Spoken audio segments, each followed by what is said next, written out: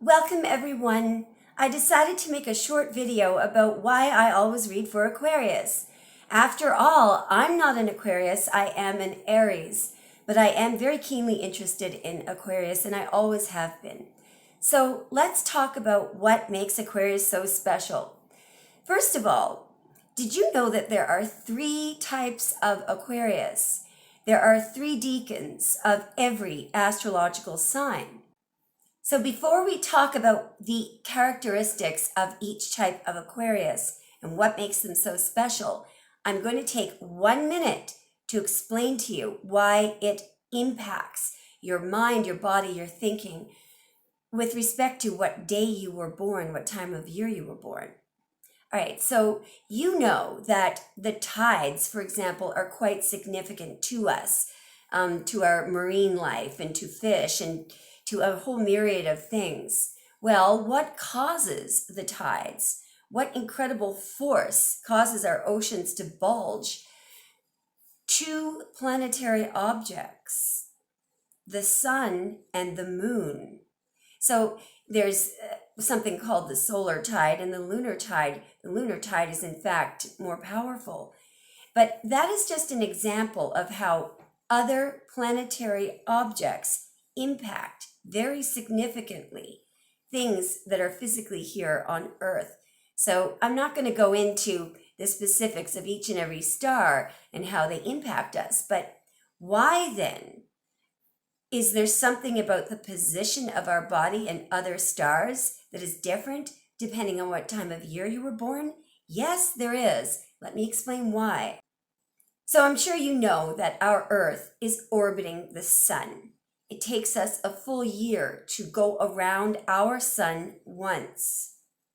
Now, what about us and the other stars? Well, did you know that our sun is not still? Our sun is actually moving through the it's moving through the universe, it's moving through the solar system, moving through space at a massive speed, around about 828,000 kilometers an hour, and so are we. So in other words, all of our planets in this solar system that are orbiting the sun, as we're orbiting the sun, we're also moving through space at the same speed as the sun, around about 828,000 kilometers an hour. Where are we going? We are orbiting the Milky Way. Now, what about the other stars? What does it mean when we use the term fixed star? Well, now you're going to understand what that means. They're actually not fixed, but what it means is a fixed star, the stars that we see in all these constellations, these are moving with us at the same speed as the sun, at about 828,000 kilometers an hour. We are all moving and all orbiting the Milky Way. So the fixed stars really are the stars that are traveling at the same speed that we are through space around the Milky Way. Now, why then do we have different constellations? Why do things look different at different times of the year?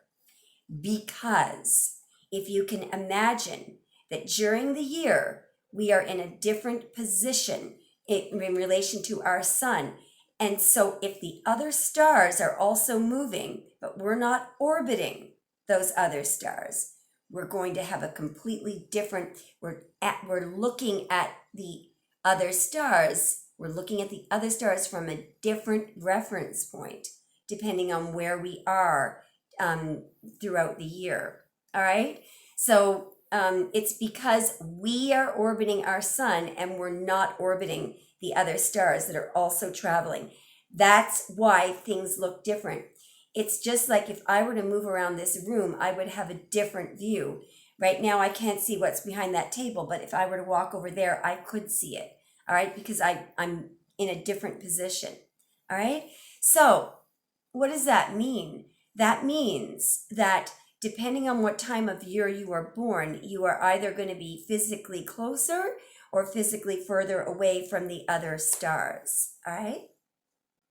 And of course, not to mention the other planets in our solar system. Anyway, let's get to Aquarius. First of all, did you know that Aquarius are the rarest of all zodiac signs? There are the fewest Aquarius in the world compared to other zodiac signs. Think for a moment about most of the people that you know. I sat down and thought about it today and realized that most people around me are either Pisces or Virgo or Taurus. I actually don't have an Aquarius friend where I'm living right now in my vicinity. So think about that for a moment. Anyway, if you're lucky, you are around a lot of Aquarius, but you may notice that yes, from your point of view, they are rare. So let's talk about Aquarius and their characteristics. The first type of Aquarius we are going to discuss are Aquarius that were born during the first 9 days of Aquarius season.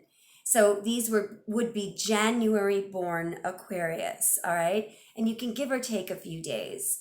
So this would be Aquarius Decan 1. All right, so Decan 1 Aquarius, these are January born Aquarius. These Aquarius are ruled by Venus and Saturn. The fixed stars, so in other words, there are 9 stars. You're only seeing some of them here, but there are 9 absolutely amazing stars that are associated with this decan. And one of those stars is an incredibly bright star called Altair. So some of what I'm about to say is applicable to all Aquarius, but there is a huge focus for these Aquarians on expanding knowledge and extremely open-minded thought. In this decan, you'll find that these Aquarius, deep down, there is a very strong need that they have for freedom and room to explore. So these Aquarius should not be smothered with affection. That will backfire eventually. So a lot of these Aquarius will turn out to be inventors. They could be composers, artists. There is, again, a huge focus on thinking outside the box. They don't see things as being weird or unusual. They view it in a different light. By the way, Mozart was a first decan Aquarius, and so was Joan of Arc. Now, there can be a harsh side to first decan Aquarius.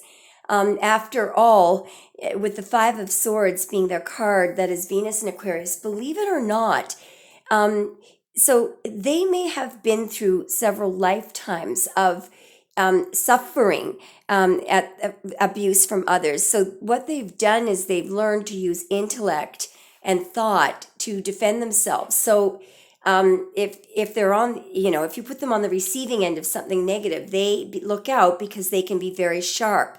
But this is because you're dealing with a fixed air sign. So you're dealing with thought, intellect, you're dealing with swords. Now, because the main ruler in this decan is Uranus, I find that these Aquarius are very interested in the spiritual side of things. They also have strong spiritual power, all right? So what's interesting, even though these are fixed air signs, if they have a desire to read cards or do fortune telling, they can actually do it really well. These Aquarius as well are very good at being sociable. They're good at figuring out what makes people tick. However, they are also very good at being on their own. So don't expect that they are going to need your company. I find that first decan Aquarius are the most psychic of all Aquarius. They can read my mind and my heart. You're also going to find with first decan Aquarius that it's not that they're deliberately not going along with the majority. It's just that when everyone wants to do one thing, they're going to want to do something else. So they're interested in learning something different than what everyone else is interested in learning. So again, expect the unexpected. Now, decan 2 Aquarius. So these would be Aquarius born from around about February 1 to February 10.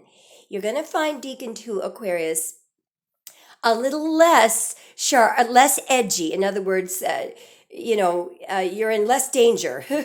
But that in no way means that they are any less open-minded. So this decan is ruled by, we call this the Gemini decan, ruled by Mercury. Now, do you remember the card, the Six of Swords? I sometimes joke around and call it the hit the road Jack card. So in a breakup, what you're going to find is that there's absolutely no drama, absolutely no crying. When they're done, they're done. But what's interesting is at the same time, this decan of Aquarius are a little more sensitive than the first decan. That could be why, they're also phenomenal humanitarians. However, you may not notice it because they do tend to keep their feelings to themselves. Now, a lot of these Aquarius could be artists, or simply there's an idea here with this decan of some of them are extremely studious. There's an idea of them being very, very skilled. They pay close attention to detail. They can improve and sharpen the work of others. They can take something and turn it into a mastery. With this decan, and just in case any Aquarius are listening, any second decan Aquarius, so it's important for you guys to go toward people who accept your unique side, because there is a sort of a sensitive side to you guys, so your skills, in other words, can be may not be expanded upon or put to good use unless you're around people who recognize your unique abilities, and because you don't want your talents could go to waste if you are around people who want to dominate you, in other words. Now look out, because this decan is associated with allure. The decan to Aquarius have the ability to draw people in. They often have very, very stunning smiles, good posture. They have the what I call allure. And of course, I should be repeating here, your ruling planet obviously is Uranus, so you still have all of the unique, open-minded, thinking beyond the box capabilities. All right, so now let's move on to the third decan of Aquarius. So this is called the Libra decan. These would be the last 8 or 9 days of Aquarius season. So around about February 9 or 10 to February 18, because in my mind, Pisces season starts on the 19th of February. So remember, I haven't been going through all of the stars of the decans and how they impact Aquarius, but there's a lot of information on that. I just don't want to bore anyone with that information. But just as an example, if you want to know, for example, with the first decan of Aquarius, they are the edgiest of all Aquarius, the most open-minded. They are sort of what I call pure aqua, although all Aquarius are different in their own way. But they are the 5 swords, so they can stick their sword in. They are the edgiest of all Aquarius. And just as an example, what gives them that bold, edgy nature? Altair, which is an enormously bright star in the first decan. So we're moving on to the third decan, as I mentioned. Now, what we have in the third decan is the influence of Venus. It's called the Libra decan. Now here, there is still an enormous need for freedom and a desire not to be restrained by anyone. So there's a very huge need for independence here. You may find the greatest concentration of artists in this decan. Very, very talented people, huge amount of open-mindedness, inspiration, inventiveness, creativity. Now, what's interesting about this decan is that they may or may not know this, but they are incredibly gifted regarding intuition, and they're, the side of their brain that is not associated with intellect and thought, which is a huge problem for this decan because their brain is very active. So if they don't understand how to use their intuition, it can actually become a problem for them. And these are the most intellectual. Well, I'm not saying that they're the most intelligent because they're all intelligent, but the use of their brain is most common in this decan. So you can see why their intuition might be pestering them if they're not realizing that that's one of their incredible talents. If you're trying to impress someone in this decan, make sure that you know who you are. And you might notice that this decan of Aquarius, they are said to have a wide range of taste when it comes to partners, but I don't think that's what it is. I think they just want to be with someone who knows who they are. This decan of Aquarius, for example, are known to dress incredibly well, but within whatever their style is. For example, if they're a punk, they'll be a true cool punk. If they're very aristocratic, they'll be dressed in a stylish way. In other words, it will be true to what's on the inside. They're looking for that in their partner. They want to be with somebody who is true and authentic. If you're a true and authentic bum or you're a true and authentic, business person, you get the idea. They're not judging you. They're looking for the real you. This decan, they can be, as well as the second decan, they can be accused of being distant. Now, I'm not exactly sure why, but I think they just get bored easily. Now, let me just sum up the reason why, however, Aquarius are different from other zodiacs. First of all, what is really plaguing our society today? What causes everything to go dark? Fear. Aquarius are unafraid to experiment with new ideas, unconventional approaches, and that creativity, that thinking outside the box, that lack of restriction on seeing the possible, that results in groundbreaking works. It doesn't matter if you're looking at the fields of science, technology, art, music, it doesn't matter. They really exist. I'm sure you can imagine all the evils and horrors and terrible tragedies that are caused by people who go along with the majority and who are afraid to question dominant ideology. This is the true essence of Aquarius. They do not do that. They are true connoisseurs of diversity. I like to call that, I have this term I use, fresh ideas. What do I mean by that? It's someone who has an incredible ability to approach some problem or challenge from an unconventional angle, to come up with an original solution that everyone else overlooked. And I'll tell you something.